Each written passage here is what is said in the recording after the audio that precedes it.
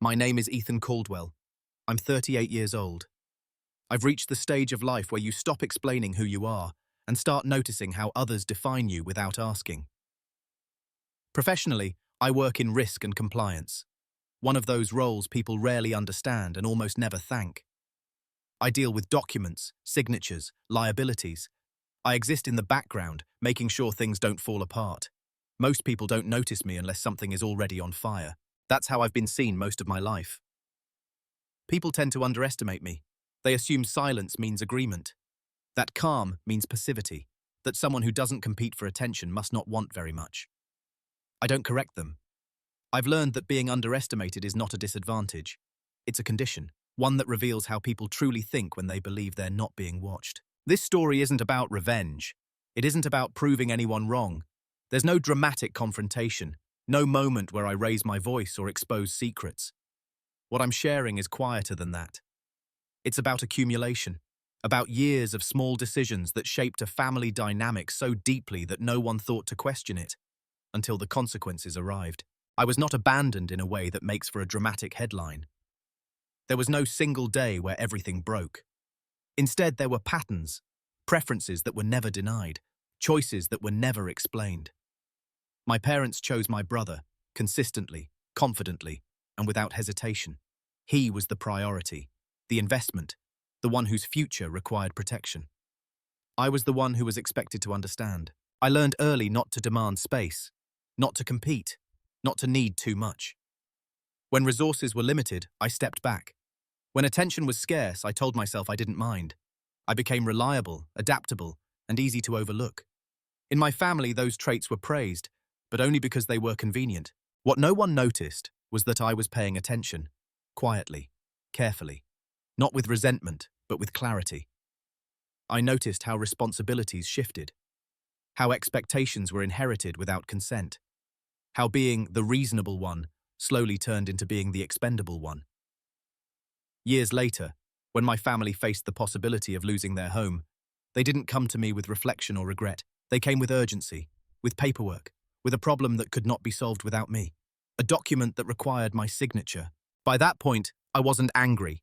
I wasn't emotional. I was prepared.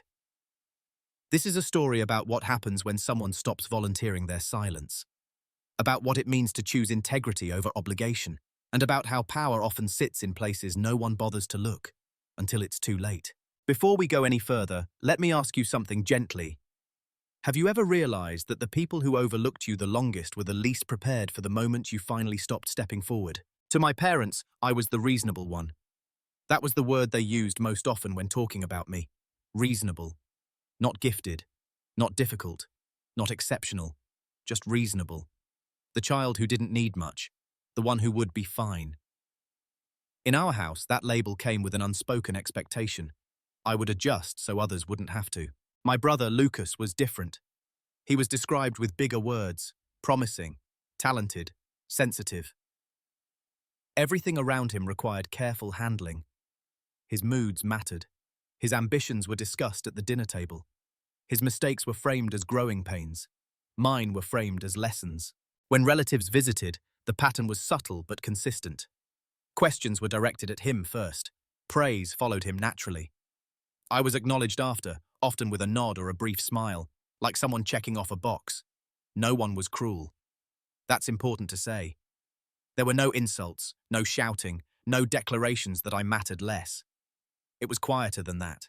I learned early that my role was to reduce friction. If Lucas needed the larger bedroom because he studied more, I agreed. If money was tight and only one of us could attend an extracurricular activity, I stepped aside. Not because I was asked to, but because everyone assumed I would. And I did. At school, I performed well enough not to cause concern. Good grades, no behavioral issues. Teachers liked me because I didn't demand attention.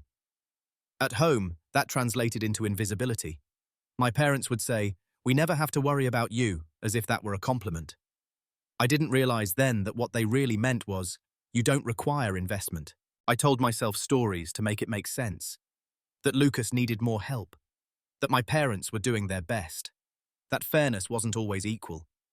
I believed those explanations because believing them made things simpler. It allowed me to stay quiet without feeling small.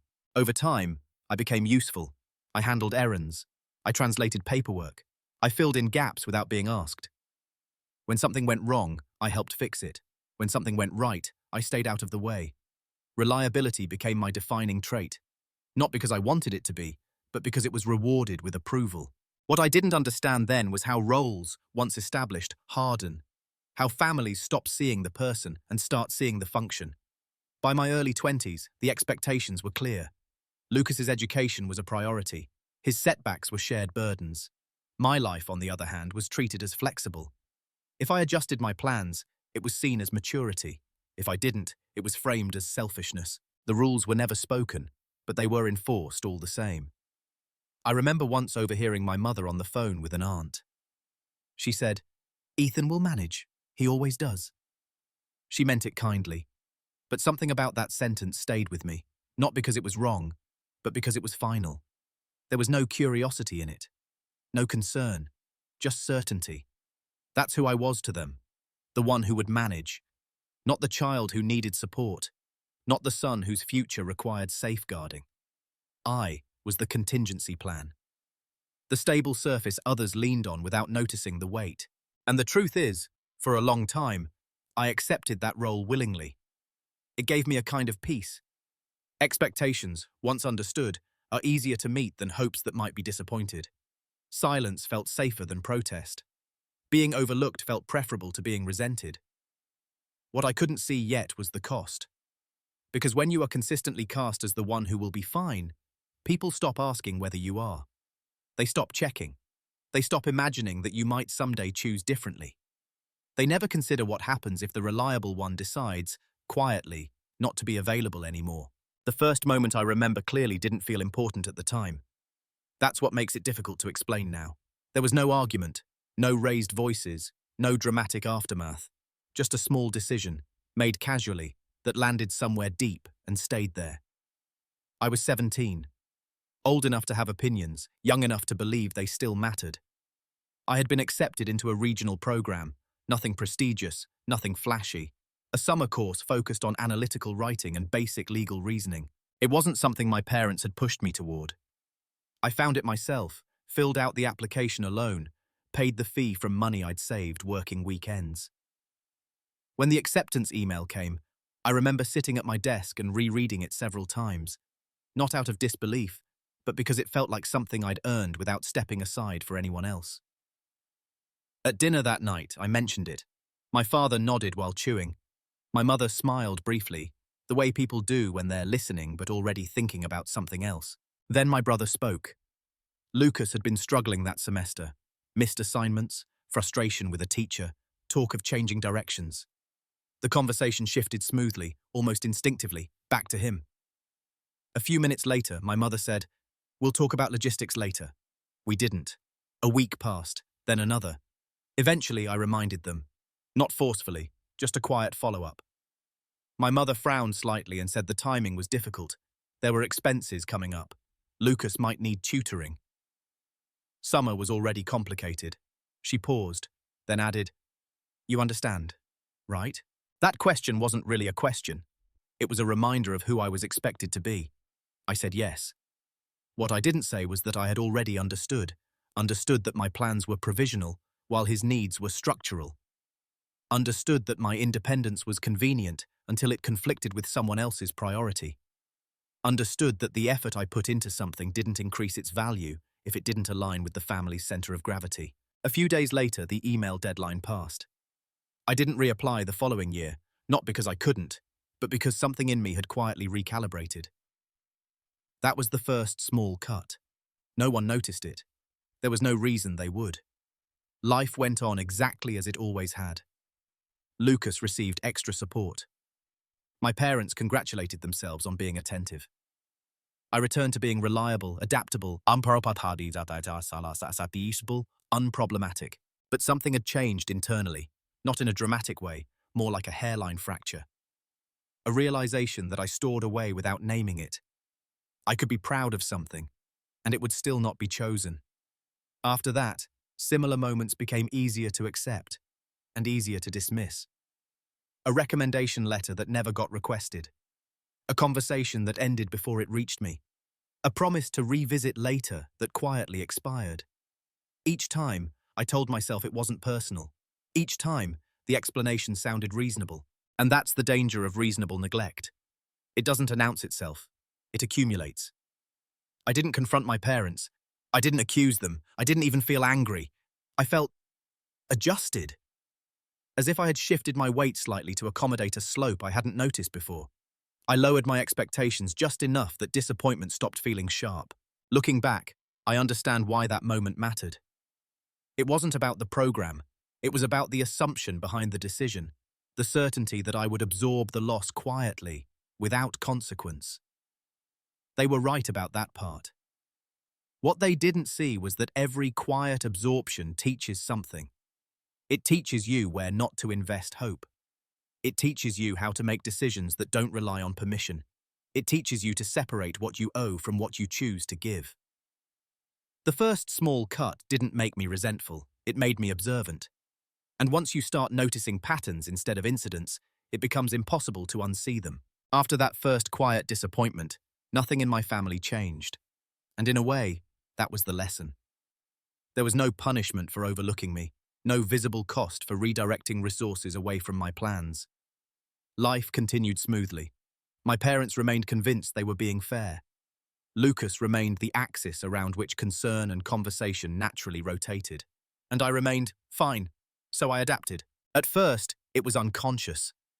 I stopped mentioning opportunities unless I was certain they wouldn't inconvenience anyone. I framed my choices in ways that made them easy to accept. If I took on extra work, it was because I wanted experience, not because I needed the income. If I turned something down, it was because I wasn't that interested anyway. I learned to preempt rejection by minimizing my own desires. What surprised me was how quickly everyone accepted this version of me.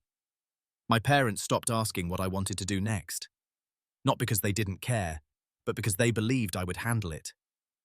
That belief, once established, became self-reinforcing. The less I asked for, the more capable I appeared. The more capable I appeared, the less support I was offered. Lucas, meanwhile, moved through a different reality. When he struggled, it was a family discussion. When I struggled, it was a private inconvenience. If he needed time, patience appeared. If I needed time, it was assumed I would adjust. I remember one holiday when plans were changed at the last minute to accommodate his schedule. I had already rearranged my work commitments to be there. No one asked if the new plan worked for me. They simply informed me, casually, as if flexibility were an intrinsic trait I possessed, rather than a courtesy I extended. I said nothing. And that silence did something dangerous. It taught them that I didn't mind. That's how disrespect becomes normalized. Not through cruelty, but through repetition. Through a series of small assumptions that go unchallenged long enough to feel like facts. I wasn't being mistreated in obvious ways. I was being excluded from consideration. The difference matters. Because when people exclude you from consideration, they don't feel guilty. There's no harm, in their minds, because there's no visible protest. They assume alignment where there is only resignation. By my mid-20s, the role was fully set. I was the dependable one, the son who didn't need checking in on, the brother who would understand if plans shifted, the one who could be leaned on without being consulted. And I told myself this was maturity, that I was above competition, that independence was strength. Those narratives helped me maintain dignity without demanding change. They allowed me to stay without feeling trapped. But beneath those stories, something else was happening. I was taking notes. Not literally, not yet, but mentally. I noticed who made decisions and who was informed after the fact. I noticed how often family meant collective effort when Lucas needed help, and individual responsibility when I did. I noticed that my contributions were expected, while his were celebrated. Still, I didn't confront anyone, not because I was afraid, but because confrontation would have required them to see something they weren't prepared to acknowledge. And I wasn't ready to force that recognition. Instead, I focused elsewhere. I built a life that didn't require their validation. I chose a career that valued precision, discretion, and foresight. Fields where being underestimated wasn't a flaw, it was an advantage. Compliance teaches you something early. Rules matter less than how they're applied. Power often sits in margins, footnotes, and signatures. The loudest voice in the room rarely has the final say. At home, I remained quiet, helpful, unassuming. To my family, it looked like nothing had changed. But internally, I had stopped expecting reciprocity. And when you stop expecting something, you stop being hurt by its absence. You also stop offering it freely. That shift didn't make me cold. It made me careful. Because once disrespect becomes normal, the only real choice left is whether you continue participating in it, or whether you start preparing for the moment it finally costs someone else. There comes a point when patterns stop feeling accidental. For me, that point arrived quietly, without any single triggering event. It was more like stepping back and realizing I'd been standing in the same place for years, while everyone else moved freely around me.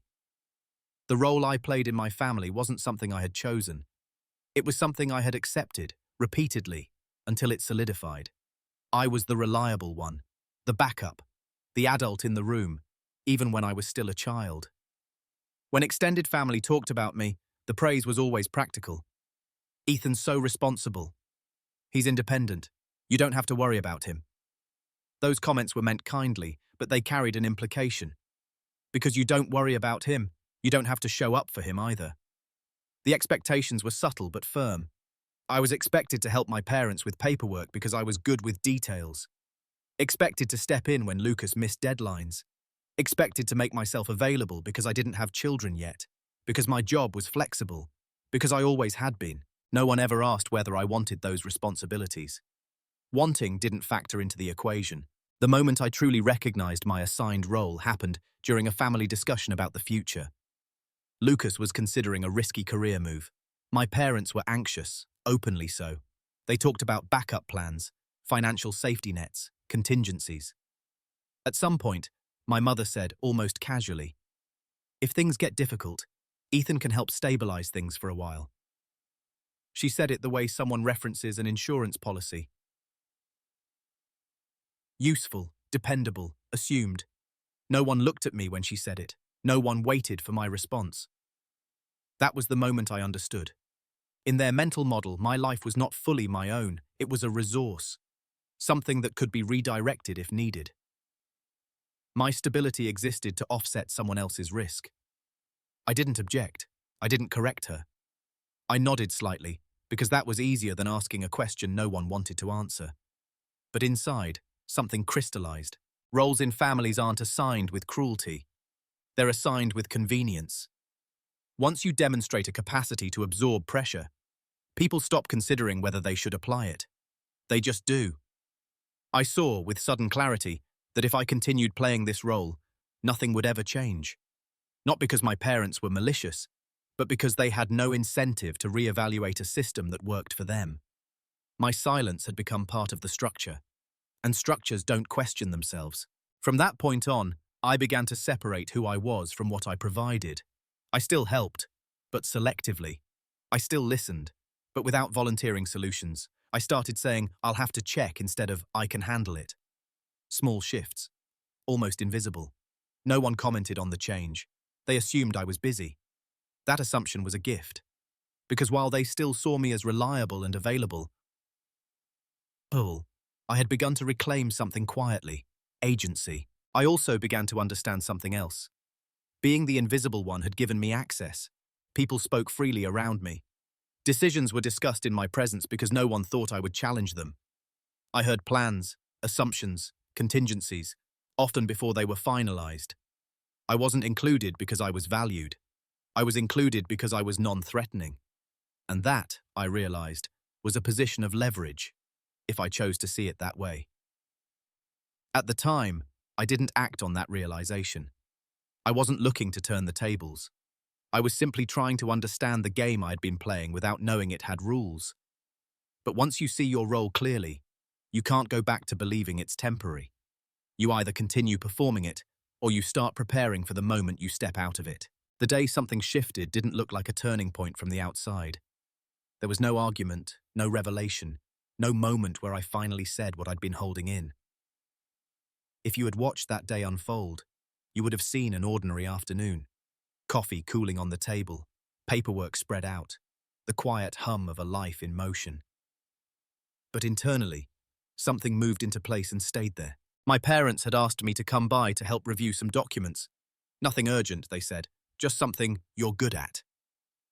I brought my laptop, my folder, my usual willingness to be useful.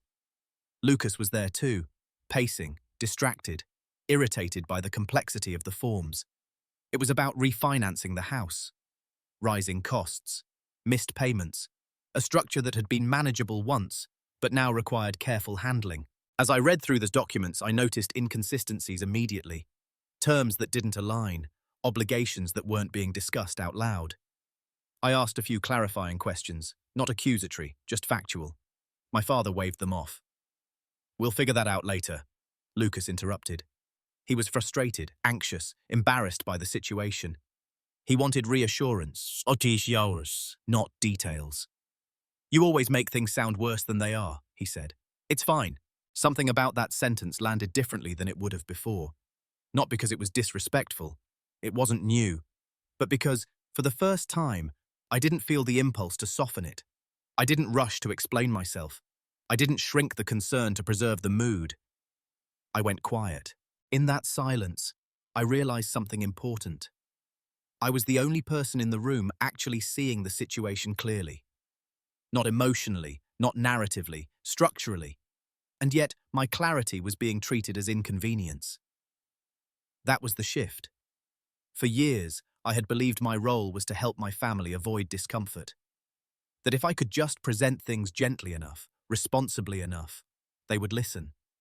But standing there, looking at numbers no one wanted to face, I understood that the problem wasn't how I spoke. It was that my understanding disrupted their preferred story. So I stopped trying to persuade.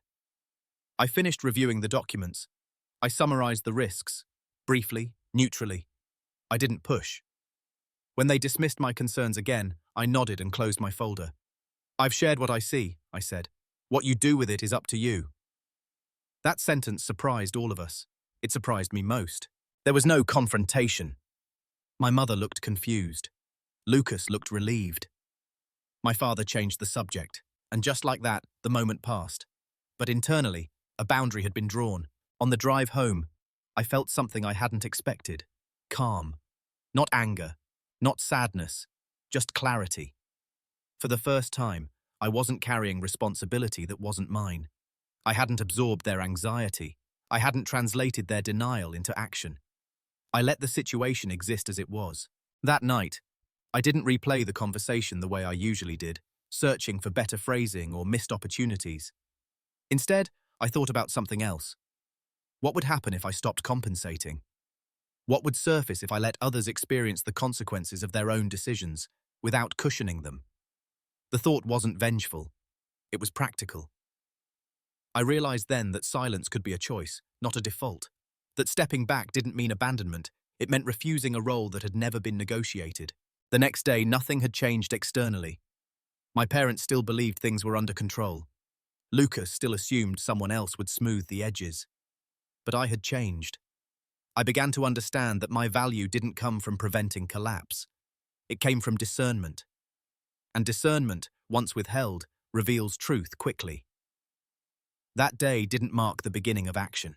It marked the end of obligation. After that day, my silence felt different. Before, it had been reflexive, a learned response shaped by years of being the reasonable one. Now, it was intentional, measured, chosen. I still listened, I still showed up, but I no longer filled every gap the moment it appeared, and almost immediately, the difference was noticeable. Not to them, but to me. When my parents talked about the house, I let them talk. I didn't interrupt with numbers or timelines. When Lucas complained about stress, I acknowledged it without offering solutions. I stopped translating problems into plans. I stopped absorbing tension that didn't belong to me. They mistook this shift for growth, for busyness, for maturity. No one accused me of pulling away. No one asked if something was wrong. In their minds, I was still reliable, just temporarily distracted. That assumption allowed the silence to deepen without resistance. What surprised me most was how quickly the system revealed itself when I stopped compensating. Small things slipped first. Deadlines were missed. Follow-up calls went unreturned. Documents sat unsigned, longer than they should have. Nothing catastrophic, just enough friction to create unease. I watched it happen without satisfaction and without panic. In my work, silence is often more informative than conversation. When people stop explaining themselves, you see what actually matters to them. At home, the same principle applied. Without my quiet interventions, priorities became visible. And I learned something uncomfortable. They had been relying on me more than they realized, and valuing me less than that reliance warranted. Still, I didn't announce my withdrawal. I didn't frame it as a boundary. I simply allowed space where I had once rushed to fill it. That restraint required discipline. Old habits don't dissolve easily, especially ones built around being needed. There were moments of impulse. Times I almost stepped in out of instinct. Each time, I paused and asked myself a simple question. Is this my responsibility or just my habit? More often than not, it was the latter. As weeks passed, the conversations shifted. My parents spoke with more urgency, less certainty. Lucas grew irritable. He complained about complexity, about systems designed to be confusing. I listened, calmly. At one point, my mother asked if I thought they should be worried. I didn't reassure her. I think you should have all the information, I said. Nothing more. That answer unsettled her. I could see it, but it was also honest. Silence, when used deliberately, has a way of returning responsibility to its rightful owner. It doesn't accuse. It doesn't escalate. It simply refuses to perform emotional labor for others. And with that refusal came clarity, on all sides. They began to realize, slowly, that things were not resolving themselves. That stability required more than optimism. That the person who usually smoothed transitions was no longer doing so automatically. Still, no one connected this realization to me. They didn't see my silence as a decision. They saw it as circumstance. That misinterpretation worked in my favor. Because while they adjusted emotionally, I was adjusting structurally. I revisited old documents. I reviewed my own legal position. I paid closer attention to what my name was attached to and what it wasn't. I didn't do this in secret. I did it quietly. There's a difference. Quiet preparation doesn't announce itself. It doesn't provoke. It simply ensures that when a question finally lands, you already know the answer. By the time my parents began expressing real concern, I had already made peace with something important. I would not rescue them from a situation they refused to understand. That decision wasn't punishment, it was respect, for myself and for the reality they needed to face. Silence had stopped being a habit. It had become a boundary. While my family focused on urgency, I focused on structure. They didn't notice the shift because it didn't announce itself. There were no dramatic changes in my behavior, no coldness, no withdrawal, no refusal to answer calls. I was still present, still polite, still willing to listen. From the outside, I looked exactly the same, but internally, my attention had narrowed. In my professional life, preparation is never loud. You don't warn people that you're documenting risk. You observe, you collect, you verify. You make sure that when a decision is required, it's informed. I applied the same discipline to my family situation. I began by revisiting the past, not emotionally, but factually.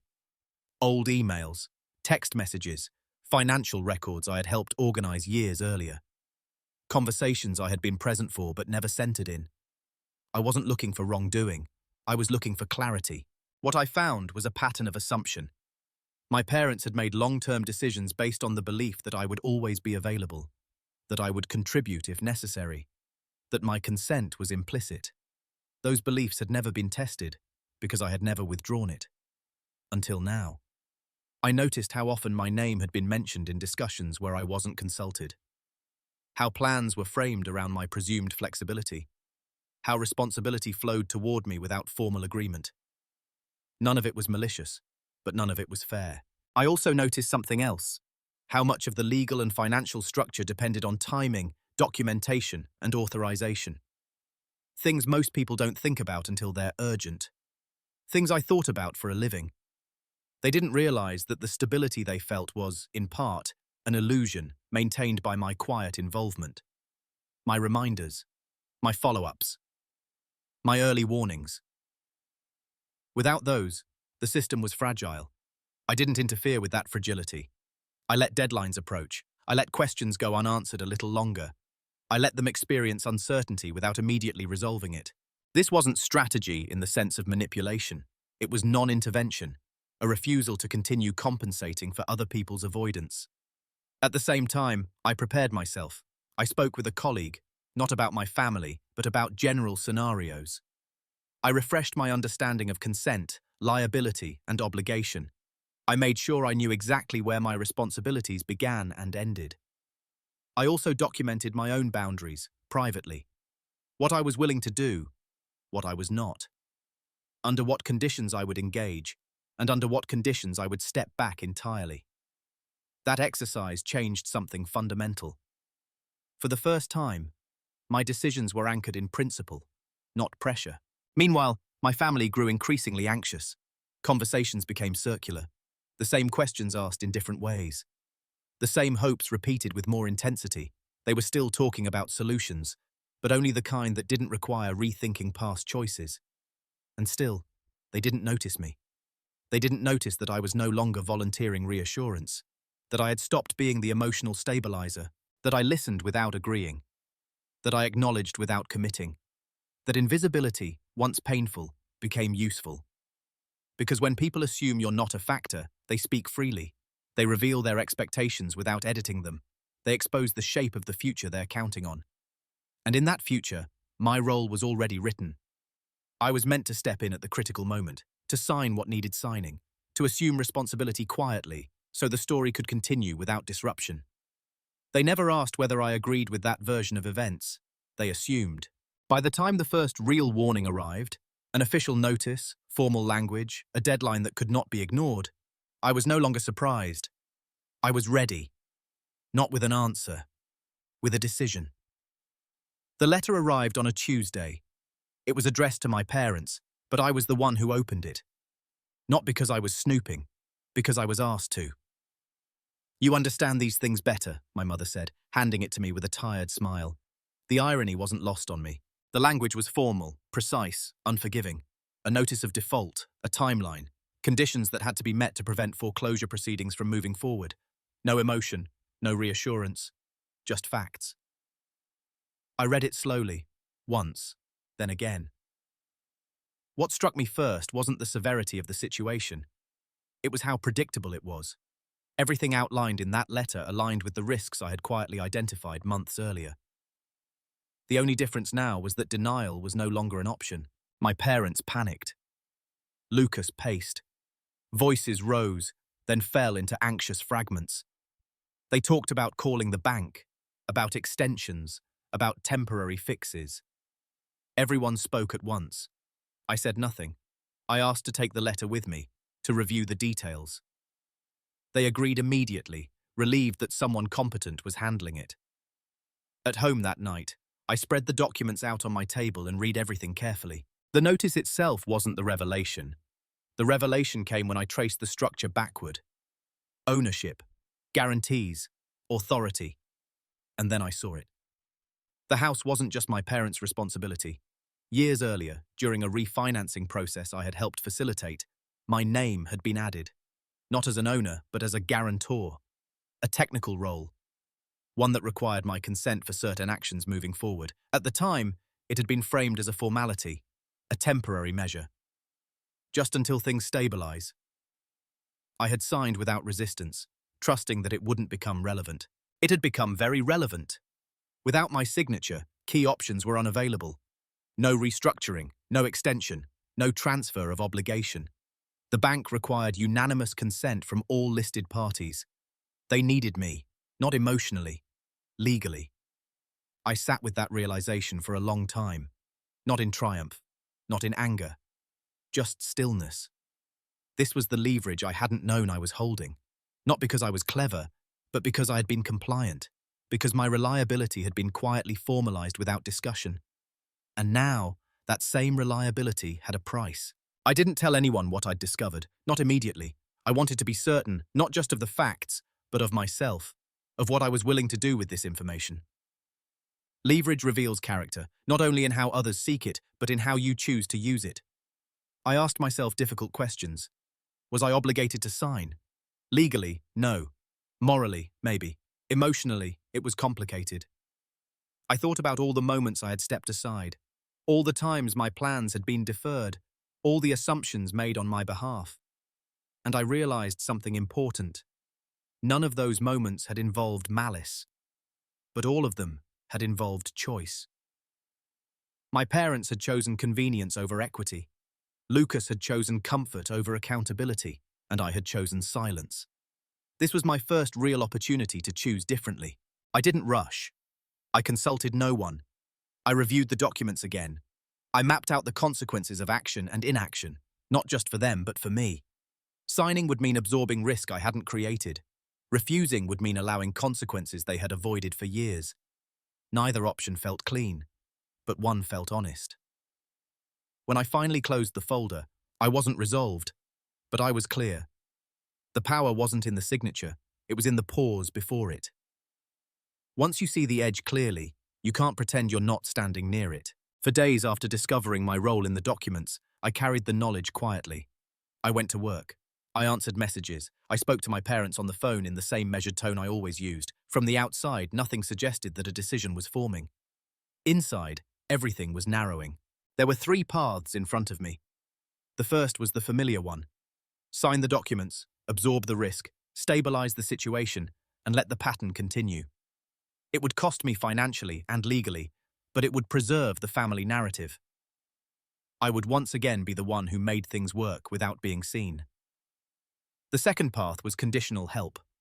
I could leverage my position to renegotiate dynamics, set terms, demand acknowledgement, insist on fairness. It would introduce conflict, but it would also force a conversation that had been avoided for decades. The third path was refusal, not dramatic, not punitive. Simply choosing not to extend myself beyond what I had already given. For a long time, I believed the second option was the most reasonable. It felt balanced, adult, constructive. But the more I considered it, the more I understood its flaw. Negotiation only works when all parties recognize each other as equals. My family didn't see me that way, not out of malice, but out of habit. Any terms I set would be treated as temporary obstacles, not structural changes. Once the crisis passed, the old roles would reassert themselves. I would have traded my leverage for promises. The first option, while tempting in its familiarity, was no longer viable. I knew what that path led to. I had walked it my entire life. That left the third. Refusal is often misunderstood. People imagine it as anger, as punishment, as abandonment. But in reality, refusal can be an act of clarity.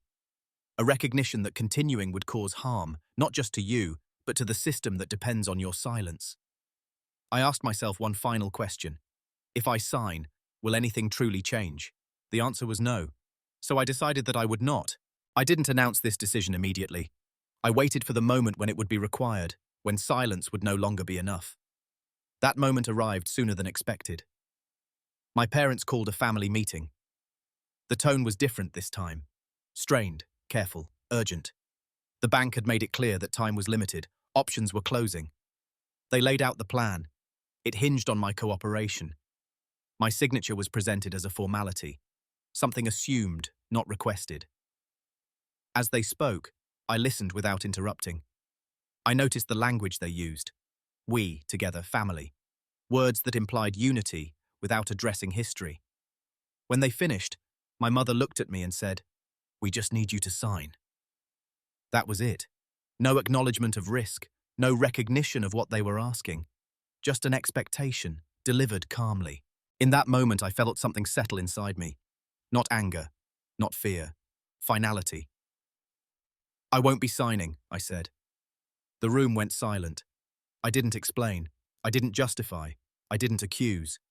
I had learned that explanations invite debate, and debate implies negotiability. This wasn't negotiable. "I'm not comfortable taking on that liability," I added. "I've reviewed the documents carefully." That was all. The decision was made, not in that room, but long before. Saying it out loud simply made it real. And once it was real, there was no going back. After the meeting, nothing exploded. That surprised them. And, if I'm honest, it surprised me too. There were no raised voices, no accusations hurled across the room. My parents sat in stunned quiet. Lucas stared at the table, as if the grain might offer an answer he didn't want to hear. The absence of immediate drama gave my decision a kind of weight it wouldn't have had otherwise. Silence, again, did the work. In the days that followed, I continued living exactly as I had before. I went to work. I answered messages politely. I didn't bring up the decision unless it was unavoidable. I didn't campaign for understanding or attempt to soften the impact. That was intentional. In my field, once a decision has legal consequences, the worst thing you can do is blur it with emotion. So I kept my boundaries clean. I confirmed my refusal in writing. I documented timelines. I ensured that there was no ambiguity about my position. I didn't do this to protect myself from my family. I did it to protect the truth. My parents scrambled. Calls were made. Advisors were consulted. New ideas surfaced, only to collapse under scrutiny. Each option they explored eventually circled back to the same obstacle. Without my consent, the structure didn't hold. They tried, at first, to solve the problem around me. Then they tried to solve it through me. My mother asked if we could talk privately. Her voice was careful, controlled. She spoke about fear, about stress, about how much this home meant to her. She didn't accuse me. She appealed to my sense of responsibility. I listened. I acknowledged her feelings. I didn't move. Lucas reached out next. His message was shorter, edged with frustration. He reminded me of everything our parents had done for us. He framed my refusal as unnecessary, even selfish. I read it twice before responding with a single sentence. I've made my decision after careful consideration. Nothing more. Each interaction followed the same pattern. Emotion rose. Pressure followed. I stayed steady. Not cold, just clear. What they didn't realize was that this steadiness wasn't new. It was the same quality they had relied on for years. The difference was that it was no longer being offered in service of their comfort. Behind the scenes, consequences began to take shape. Deadlines approached. Options narrowed. Advisors became more direct. Language shifted from "should be fine" to "we need to prepare." And still, I didn't interfere. I didn't celebrate their discomfort. I didn't feel vindicated. What I felt was distance. Not emotional distance, but structural distance. For the first time, their problem was truly theirs. That separation changed everything. Because when you stop cushioning people from outcomes, they begin to confront not just the situation, but the assumptions that led to it. My parents started revisiting old decisions. Conversations I had been part of years earlier resurfaced with new significance. They asked questions they had once dismissed. Too late. By the time they understood the depth of the problem, the timeline had hardened. Flexibility was gone. My refusal had forced reality into the open, and reality doesn't negotiate. I remained present, but no longer available. That distinction, subtle but absolute, was the quietest, most powerful move I had ever made. Consequences rarely arrive all at once. They unfold in stages, giving people just enough time to hope something will still change. At first, my family treated my refusal as a temporary obstacle, an inconvenience that could be managed with the right combination of persuasion and persistence. They were wrong.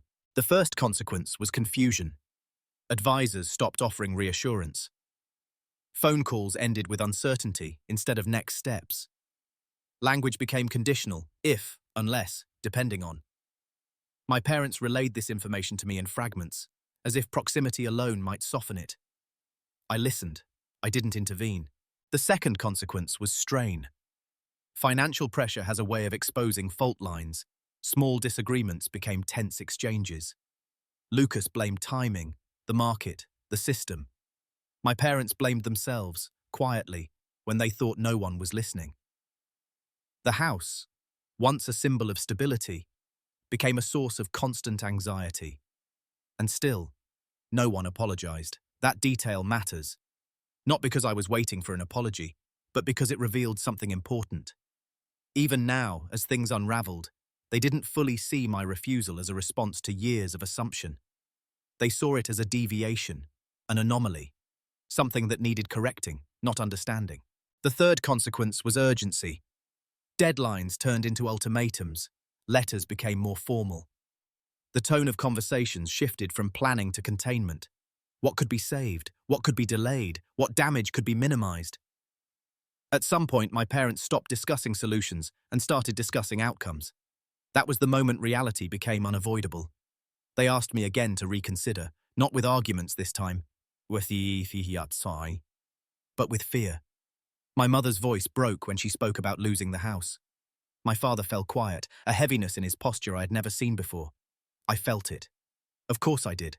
But I didn't move, because moving now wouldn't have been compassion, it would have been regression. It would have taught them that pressure works, that clarity is temporary, that my boundaries exist only until they become inconvenient. I refused to teach that lesson. As the consequences continued to unfold, something else happened. Something quieter, but just as significant. They began to see me differently, not as the backup, not as the stabilizer, but as an obstacle. That shift hurt more than I expected. Being overlooked is one thing. Being positioned as the problem is another. It forced me to confront a hard truth. My value to them had always been conditional on my usefulness. Still, I held my ground. I reminded myself that this was not something I had caused. It was something I had stopped preventing. When the final notice arrived, the one that removed all remaining doubt, there was no chaos. Just exhaustion, acceptance, slowly settling in. They would have to make hard choices. Sell, downsize, let go. The house would not be saved in the way they had imagined. And my refusal, quiet, documented, unwavering, had made that outcome unavoidable. That was the consequence they could no longer ignore. There's a moment when urgency collapses into resignation. It doesn't arrive with drama. It arrives with fatigue, the kind that settles into the shoulders and stays there. By the time my family reached that point, every option had been examined, dismissed, or rendered impossible by time. The question was no longer how do we fix this? It was what do we lose first? My parents stopped calling advisors. Not because there was nothing left to say, but because hearing the same conclusion repeated had become unbearable. The language shifted again, this time toward acceptance. They spoke about selling, about downsizing, about starting fresh, as if the words themselves could soften the reality. Lucas withdrew. His frustration turned inward. He stopped arguing and started avoiding conversations altogether. The confidence he'd always carried, rooted in the belief that things would work out, was gone. That belief had been doing more work than anyone realized. What struck me most during this period wasn't the panic. It was the regret. Not loud, not theatrical, quiet, heavy, and unproductive. My parents replayed old decisions out loud, trying to identify the moment where things had gone wrong. They never mentioned me, not my refusal, not my role, not the assumptions that had shaped this outcome. They spoke as if the crisis had emerged from nowhere, the result of unfortunate timing and external pressure.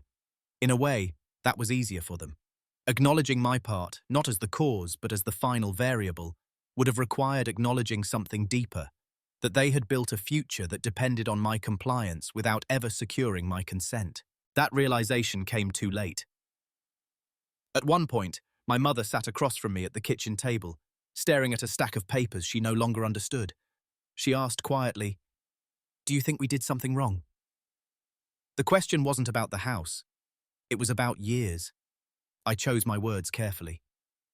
"I think some decisions were made assuming I would always step in," I said. "I didn't know that was expected of me." She nodded slowly. There was no defense in her posture, just recognition. But recognition doesn't reverse consequences. By then, the deadlines were fixed. The market wasn't forgiving. The options that required my signature were no longer available, not because I refused, but because time had expired. That detail mattered. Even if I had changed my mind in that moment, it wouldn't have saved anything. The window had closed. The structure had already begun to dismantle itself. There's a particular kind of regret that comes from realizing you're not being punished. You're simply being outpaced by reality. That was what my family faced. Not judgment, not revenge, just the outcome of decisions made long before anyone felt ready to face them. They packed, slowly, carefully, as if treating the house gently might preserve something intangible.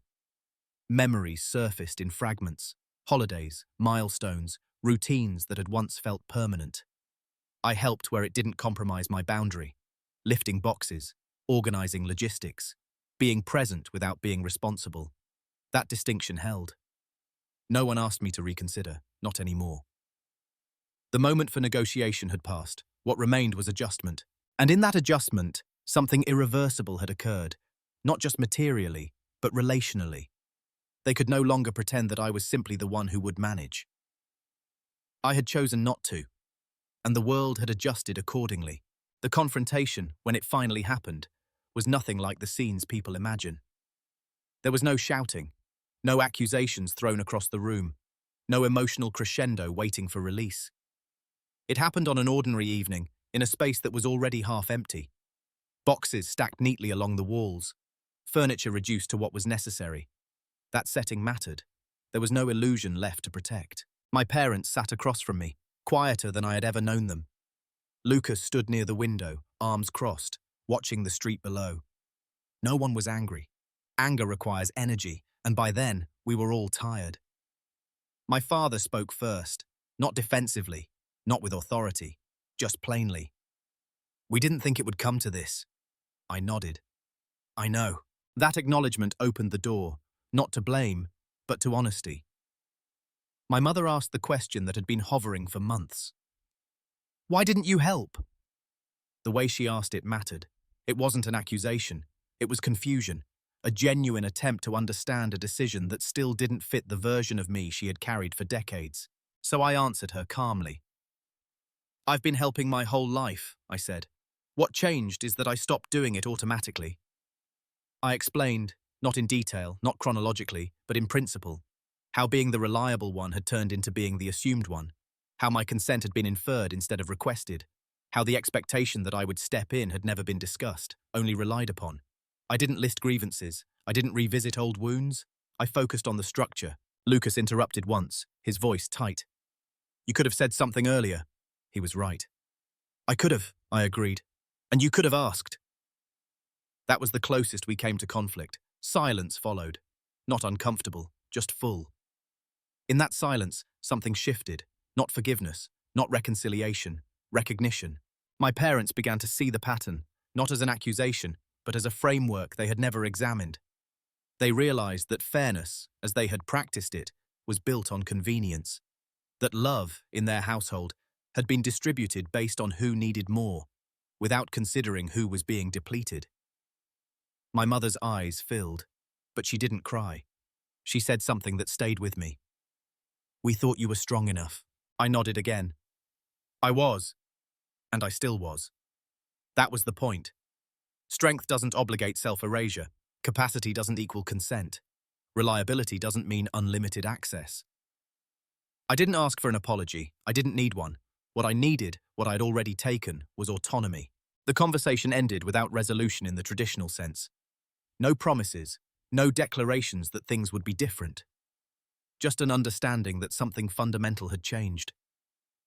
We were no longer operating under unspoken assumptions.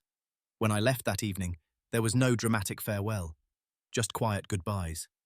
A sense that the story we had been living had reached its natural conclusion, not with a bang, with clarity. After everything settled, people expected a visible transformation.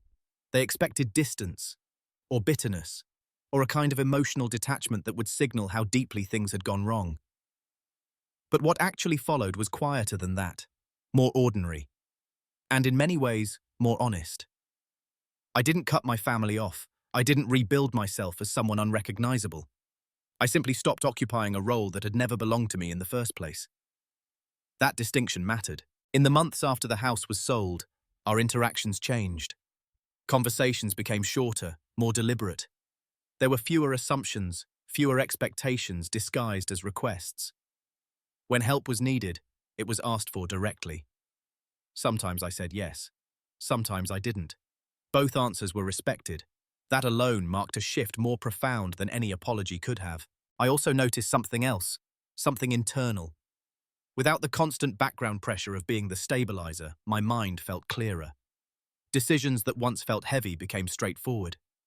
I no longer weighed every choice against how it might affect someone else's comfort. For the first time, my life felt proportional. I invested more deeply in my work, not because I needed to escape, but because I enjoyed the precision of it. The clarity, the fairness of systems that functioned on explicit rules rather than unspoken obligations. I built routines that reflected my values, not my usefulness. Mornings that were unhurried, evenings that were mine. Relationships where reciprocity wasn't negotiated, it was assumed. And I learned something important about strength. For most of my life, strength meant endurance, the ability to absorb pressure without complaint, to stay steady while others leaned. But that definition had limits. Endurance, without boundaries, becomes erosion. Now, strength meant discernment, knowing when to step in and when to step back, knowing the difference between generosity and self-erasure, knowing that being capable doesn't mean being available to everyone all the time. I wasn't angry at my parents. I understood them better than I ever had. They had done what many people do. They organized their lives around the person who demanded the most attention, and they trusted the quiet one to hold the rest together. What changed was that I no longer allowed that trust to substitute for care. Lucas and I are different now, not distant but honest. There's less familiarity, more respect. He no longer assumes I'll catch what he drops, and I no longer resent him for having once expected it. That resentment belonged to an earlier version of me. Who I am now is simpler. I'm someone who listens without absorbing, who helps without disappearing, who understands that love, to be sustainable, must be chosen, not extracted through silence. I didn't win anything. I didn't lose everything. I reclaimed myself. And that, I've learned, is the quietest form of dominance there is. When people hear this story, they often ask what the moral is, as if there's a single lesson that neatly explains everything that happened. There isn't.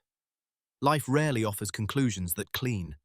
What it offers instead are patterns, and the chance, sometimes late, to recognize them. For a long time, I believed that being the quiet one was a virtue, that understanding without being understood was a form of maturity. That love meant adjusting myself to fit the needs of others, even when those needs were never questioned. I don't believe that anymore. What I've learned is this: families don't usually break because of cruelty. They fracture because of convenience, because roles are assigned early, reinforced often, and almost never revisited, because the person who asks for the least is trusted to carry the most. Until one day, they don't. My refusal wasn't an act of revenge. It wasn't meant to teach anyone a lesson. It was an act of alignment between what I was capable of doing and what I was willing to sacrifice. For the first time, those two things were no longer the same, and that difference changed everything. My parents didn't lose their home because I said no. They lost it because too many decisions had been built on assumptions that were never examined. My brother wasn't harmed by my boundary. He was confronted with a reality he had never been required to face. And I didn't gain power by withholding help.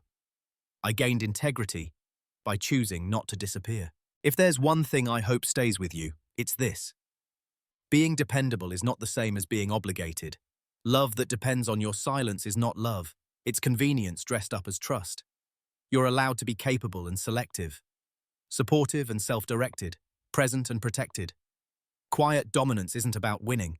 It's about refusing to be written into a story where your role was decided without your consent. Sometimes the strongest thing you can do is nothing, until doing nothing becomes a choice, not a habit. And when you finally choose yourself, the world doesn't end. It adjusts. Before I end this, I want to ask you something, not rhetorically, but honestly. Have you ever been the one everyone assumed would manage? And what do you think would happen if you quietly stopped? If this story resonated with you, I'd like to hear your thoughts in the comments.